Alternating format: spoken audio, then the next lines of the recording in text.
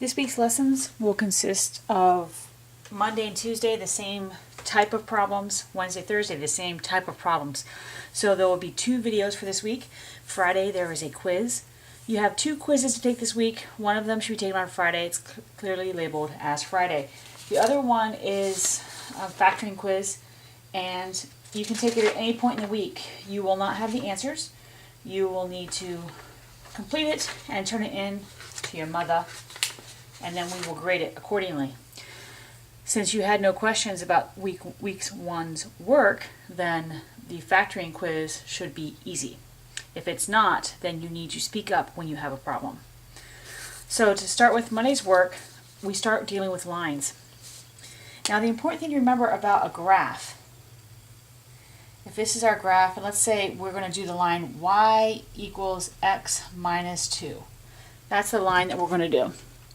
Now when we take a look at this line, it looks like this.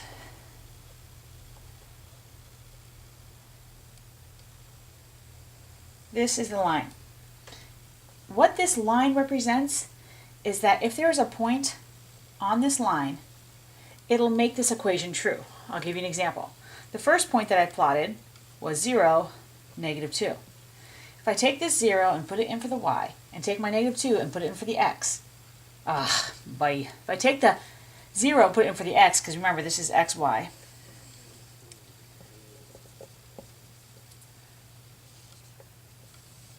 put my 0 in for my x and my negative 2 in for my y, I get negative 2 equals 0 minus 2. Is that true? Yes, it is.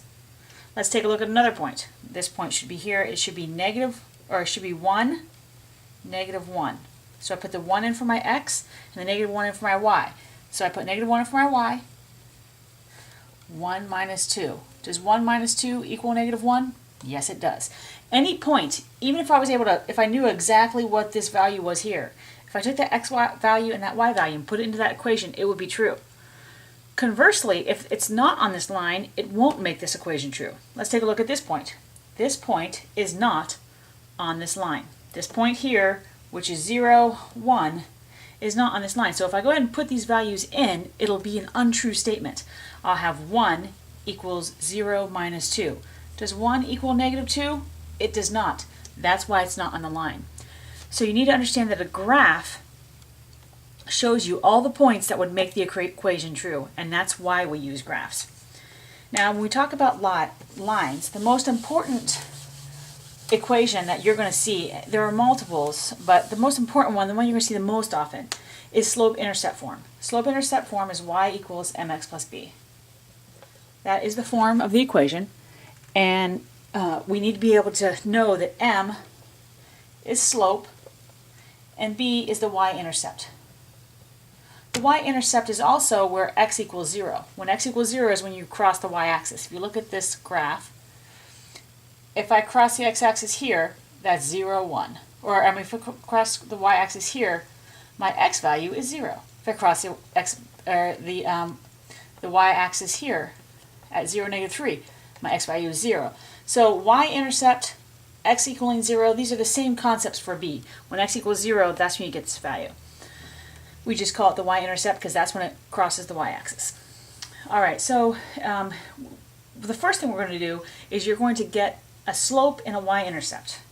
So you'll get something like slope equals negative 3/4. Y-intercept equals 7. And then you're supposed to put this in the equation. Well, that's pretty simple. Y equals slope x plus b. So y equals negative 3/4 x plus 7. And I'm done. So I'm just taking these things and putting them in the slope and intercept places in the equation. Pretty simple. Now we're still going to use slope-intercept form. And what we're going to do now is do equations where we have a point and the slope. So point here could be negative 2, 4, and my slope, remember, which is rise over run. That's a terrible eraser. Which is the change in y's over the change in x's. so how far it's going up versus how far it's going over, is going to equal, in this situation, let's just say it's 3. So what I do is I go ahead and put this into my equation. Y equals 3x plus b. Now, I just take these points, this is my y value, this is my x value, and I put them in. So I get 4 equals 3 times negative 2 plus b, solve for b. So 4 equals negative 6 plus b, b will equal 10. And then I'm done. Y equals 3x plus 10. So the important thing to remember is that once you have your slope and you put it in, you've got an x and y value. Go ahead and put this in for your x, this in for your y, solve for b, and then you get your equation. Now, you might run across something where you get something like undefined here. Why would it ever be undefined? Is because when a fraction goes over 0, it's undefined. So in this situation, if our rise had a number and our run had no number, that would mean that it would be undefined. What that means is we're only rising. So let's imagine that we're going with the point 1, 3. So 1, 2, 3, here we go. Now if we only rise and we never run, we never go in the x direction at all, we only go in the y direction, what we end up with is a line straight up and down. Now what we'll notice on this line is that every point, so this point is 1, 3. This point is 1, 2. This point is 1, 0. This point is 1, negative 1. This point is 1, negative 2. What you notice at every point, the x value doesn't change. X always equals 1, and that is the equation of that line. Because x is always 1, and where is x always 1? Right here. That's the equation of that line. The same holds true if the slope is 0. The same idea holds true. If the slope is 0, it means that you have a 0 on the top and some number. It doesn't really matter. It could be 4, it could be 7. We don't know. It could be whatever. But the 0 is on the top, which means it's not going to rise at all. Well, let's imagine the point was 2, 1. Come out here. 1, 2, 1. Okay, here's the point. This line will never run. Will never rise. So since it'll never rise, it'll always just run. That's all it will do is run. It will never rise. So if we look at the points on this line, this will be 2, 1. This point would be 1, 1. This point would be 3, 1. What's always true? Y equals 1. That's what's always true here, and that's where it breaks down to. In this situation, we could go ahead and put it into our equation to get it out. So we would say y equals 0x plus b. And then we could solve from there. And what you'll end up with is y equals some type of b. Pretty simple.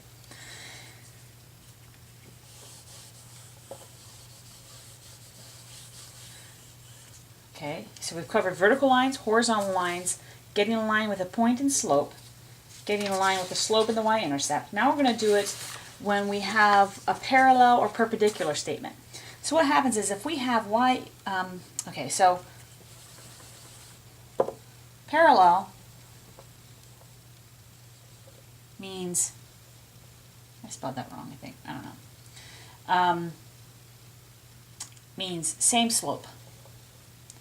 Perpendicular means opposite reciprocal.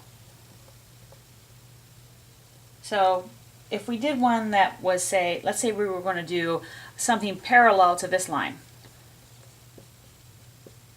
The only thing we're interested, if it's going to be parallel, this is the only thing we're interested in, 2/3. So we know whatever line we come up with, we start off with y equaling 2/3 x plus b. Then we use whatever point we're given to figure out the rest of the equation. The important thing to remember is that parallel lines have the same exact slope. Conversely, perpendicular lines have opposite reciprocal slopes. So if we said, so this one is parallel. If we want to talk about being perpendicular, we'd say y equals -3/2 x plus b, and we'd go from there. Remember, perpendicular lines, negative, reciprocal, parallel lines, same exact slope. Now, the last section is making or not the last section, but one of the last sections is making an equation from the given graph. In that situation, you need to be able to count the slope off, find the y-intercept, and put it in the equation. I will do one quickly. So let's imagine we had this.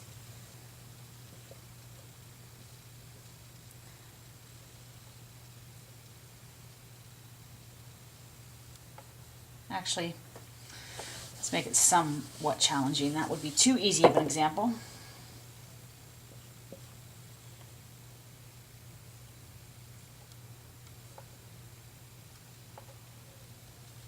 Here we go.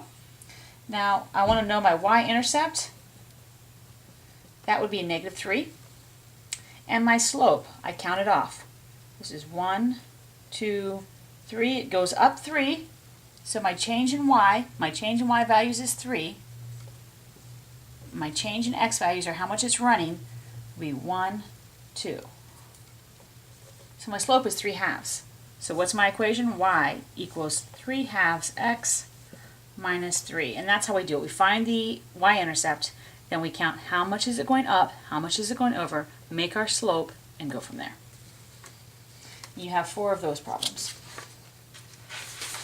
Now, the next section asks you to make a line given 2 points. So the same idea holds true here. We have -2, 1, and let's say 0, 5. All right. Here, we need to find the slope and the y-intercept. Well, luckily, remember, y-intercept means x equals 0. This is my y-intercept. My y-intercept is 5. That makes life easy. And then we can just find the slope. The slope, remember, is the change in y's over the change in x, or delta y over delta x, which means, you know, the one y value minus the other y value, one x value minus the other x value. It doesn't matter which one you could pick this point as the first ones or this point as the first ones. It doesn't matter as long as you keep them the same both times. So I'm going to use this one as my first point, this one as my second point.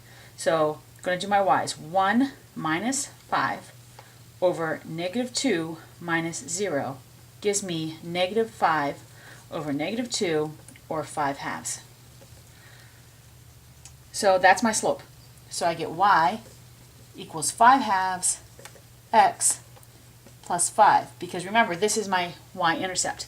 If I didn't have my y-intercept given to me, I would simply take one of these points and fill in the equation like this: y equals 5/2 x plus b, and I would use this as my x value and this as my y value. I would solve for b and then put that value in.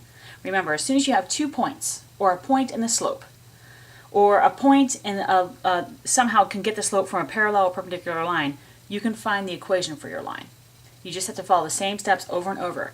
One of the first things you learn in geometry is that a line is determined by 2 points. All you ever need to make the equation of a line or to draw a line are 2 points. That's all you ever need. That's all you should ever put on a paper.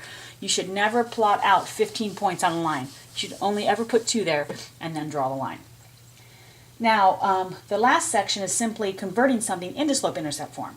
So let's say we had 3x plus 7y equaling 12. If I want to convert this into slope-intercept form, I want to get the y on one side, the x on the other, and then the y-intercept. So I'd say 7y equals -3x plus 12.